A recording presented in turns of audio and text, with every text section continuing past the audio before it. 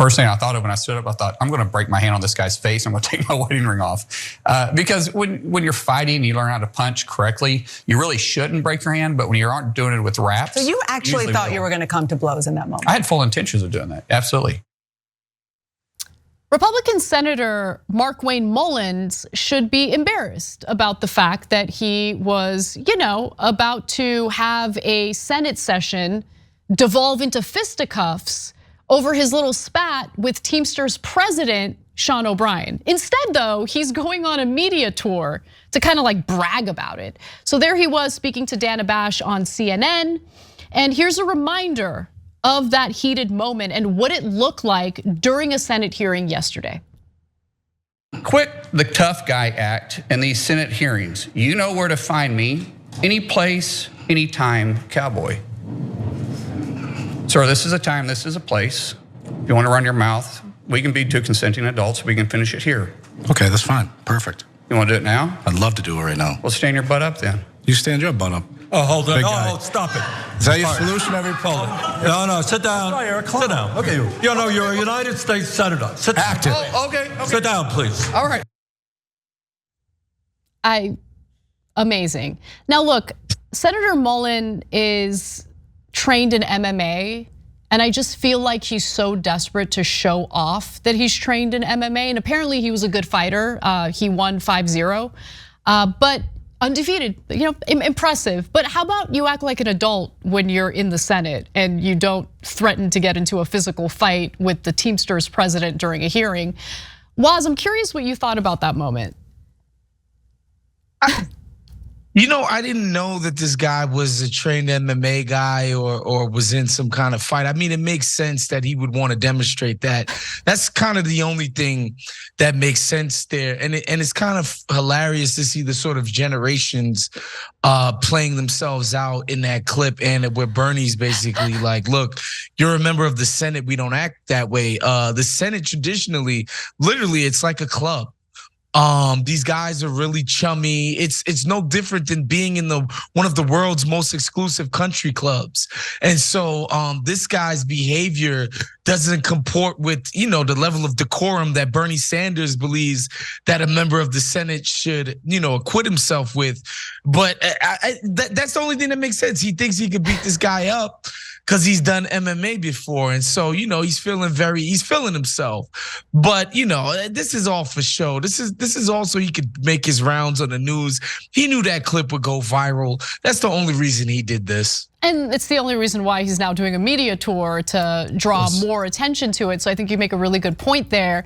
And look, I want to be clear. I don't really care all that much about decorum, right? So look, I don't think what happened in the Senate yesterday was good. That was incredibly embarrassing. Threatening to engage in a physical altercation is super embarrassing.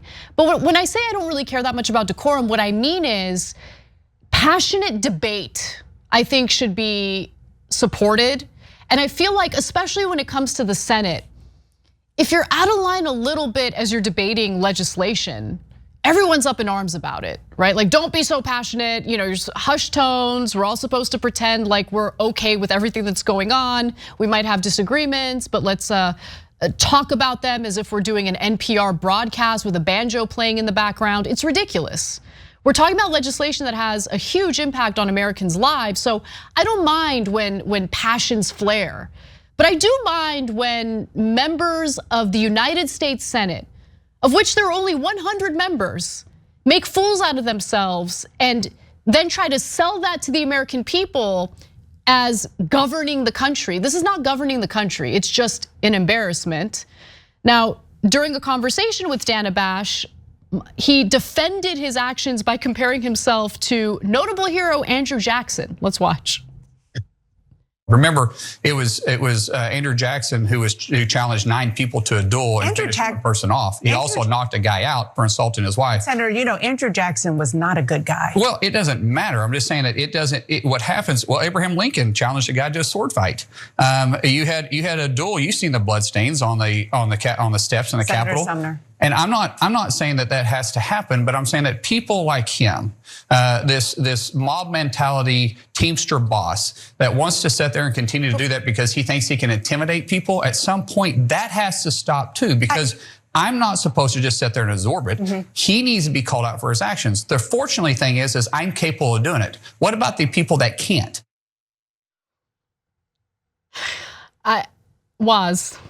Please say something. I want to do some decoding there for those at home. Please. What you just witnessed right there is white people beef. When this guy makes mention to some level of quote unquote mob mentality, it's literally the oldest trick in the book to be like, those union people, they're those other kinds of whites. They're what we used to call ethnic whites, essentially Catholic whites, you know what I mean? Irish people, Italian people from the Northeast. That's what this guy is referencing there, which is hilarious because that's what they would do, back in the 1930s and 40s when they wanted to demonize union activity, which, by the way, yes, there used to be a lot of mob involvement. And if you do your history, the reason why unions got mobs unions got organized crime involved in their business because the bosses would hire their own thugs to beat them up on the picket line, to force them to go back to work. So the unions was like, we need our own thugs. And they got the mob involved. This is literally the history of labor organizing in this country. But yeah, this Senator Mullin is clearly a clown. He clearly comes with some ridiculous corporatist agenda where he sees his job as being that of the guy in the Senate next to Bernie Sanders, who's gonna sit there and try to demonize the union. But I do wanna get back to something you mentioned before and about not caring about decorum and collegiality, and I'm with you on that because I think it could be even more. It rears its ugly head in some more insidious ways, and particularly with Senator Sanders, who, if we want to go back to the campaign, refused to go after Joe Biden. And I would argue his relationship from being in the Senate with Joe Biden for all these years is why he won't come after him on his policy between Israel and Palestine. Honestly, I think that's the reason why Bernie Sanders is looking like a bit of a clown right now in his public sentiment. He doesn't want to go against the White House. He doesn't want to go against his boy, Joe Biden. Thank you for saying that, because I think I've been incredibly fair to Senator Sanders. In fact, I remember having this conversation with you on the show before, where I made clear that despite the lack of fight against some of Biden's terrible policies publicly, I felt that Senator Bernie Sanders was behind the scenes utilizing his friendship and relationship with President Joe Biden to influence him. And I saw some of Senator Sanders's influence in various elements of Biden's administration. I don't think that Biden chose Lena Khan as the head of the FTC on his own. I really do think that was the influence of Bernie Sanders. The NLRB under Biden has been pretty good, very labor friendly, especially relative to previous administrations. I do think that was some of Bernie's influence. So going along to get along, I think was the strategy, but I have my red line. And my red line with Bernie is his unwillingness to call for a ceasefire. And you're right, he does look incredibly clownish and weak when it comes to that issue. So he doesn't get a pass there. Going back to Mullin though, he wasn't finished with Dana Bash and CNN. He later decided to make an appearance on Fox Business as well, where he twice confirmed that he did have every intention of fighting O'Brien and bragged about how scared he allegedly made O'Brien, which I don't know about you, but I'm not buying that. Let's take a look at what he had to say. Maybe you will buy it. In 2022, he said he wanted to bring the mob mentality back to the Teamsters. Maybe that's true, but you still aren't going to run your mouth at me and expect me to just sit there. And you should have seen the fear of his eyes when I stood up too. Is there anything, Senator, that we did not see on camera? Yeah, the fear in his eyes when I stood up. He was scared out of his mind because he was very thankful that Bernie Sanders stopped us. After he said, okay, we can do it now, I thought, great, this is going to be a great day.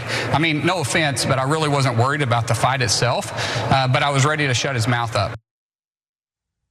This is so embarrassing. This is a United States senator. How did this guy get elected? And finally, I just want to go to one more video because it is impressive how the right wing can turn any issue into an anti-wokeism conversation, which you're about to see here. When I grew up, it was a little bit of a different time. When me and my friends, when we played football, when we played basketball, I played hockey. You know, I don't think there was a single day that we were playing sports where we didn't drop the gloves or, you know, have a brief interlude of, you know, throwing fists and it'd be over. You pick up and you start playing again. You know, when all of a sudden did we become that woke that the thought of two people, one responding to a threat directly saying, okay, you threatened me, here's your opportunity, take me up on it. Yeah, well, it's political correctness. It's all of a sudden you got to worry about somebody's feelings, but oh, by the way, the left can say whatever they want.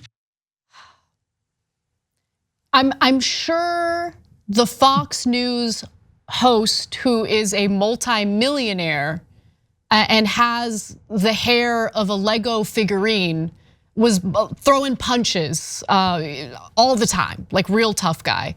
Now look, Mullin was an MMA fighter. I feel like he's just like desperate to show that off. So I do believe that he's engaged in fights, but what are we doing here?